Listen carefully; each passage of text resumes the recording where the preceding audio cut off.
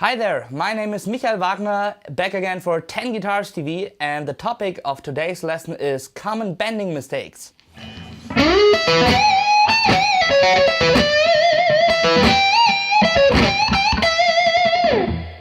Now, if you're struggling with doing these kind of wide and expressive bendings, you're probably doing one of two mistakes.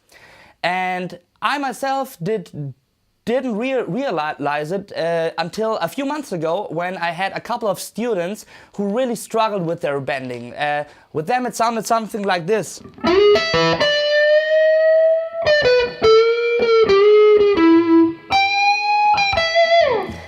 And I guess you all know that kind of sound from people who struggle with their bending. It doesn't sound really effortless, and they don't come up quite to pitch. And I'm really convinced that this has nothing to do with the lack of musicality with these people, but I think it's always the same technical mistakes that they do, and that prevents them from bending properly. And let's just get into these two mistakes. Number one, I think the most common one, has to do with the placement of your fingers. And that is a very subtle thing, but it makes all the difference. So what you don't want to do, and this is the mistake, you don't want to put your fingers on the string in a right angle. And that is what really a lot of people do. Like, if this is the string, they place the fingers of their fretting hand just like this on the string. So it's kind of a 90-degree angle, and so it looks like this. And the problem with that is that you apply the force in a very inefficient way. If you think about it, a bending is a horizontal movement, so it goes like this. But when you put your fingers on the string in a 90-degree angle, you apply the force like this. So you kind of press the string against the fretboard, and with that pressure you try to bend it up. But most of your force, just like I said, goes in that direction, and honestly it really doesn't make a lot of sense. So what you want to do instead is to place your fingertips under the string. So I guess you can't even see the difference here, because like I said, it's very subtle. But instead of coming like this to the string, my fretting hand sort of comes from here, and then all you have to do is gently push it upwards, because you now have all the force left for this upwards movement.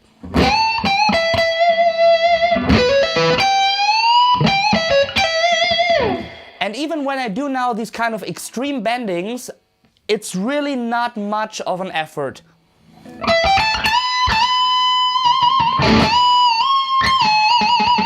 Oh, that wasn't played very well, but nevertheless, the thing is, I'm able to do very big bendings just because of that slight little difference from my left hand. Mistake number two is not using enough fingers for your bending. And again, this also has to do with force, because when you want to do bendings, you want to have as much power and as much force as possible at your disposal, so you can use just the right amount of it. But when you have too little of it, like you probably can't even do a whole tone bending. And this happens when you want to, for example, want to do it with only one finger, like this. And I don't know why, but I see a lot of people do exactly that. Like, they want to, for example, do a whole tone bending here on the B string, and they are in this position of their pentatonic. And then they want to do this kind of bending.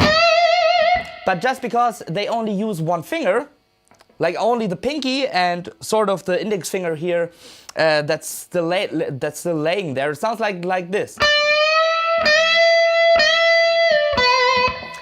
Because even with the right finger placement, even if you avoid mistake number one, you still won't have enough power in your fretting hand if you only use one finger. So just use all of them, or use as much you can. So when I want to do a bending with my pinky, I lay down every other finger on the string so that it can help the pinky with the bending.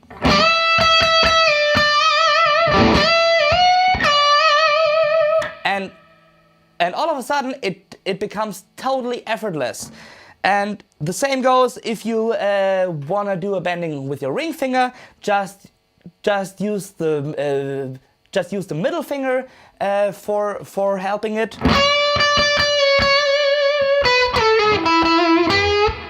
And so that's the second biggest principle. Just use as much finger power as possible.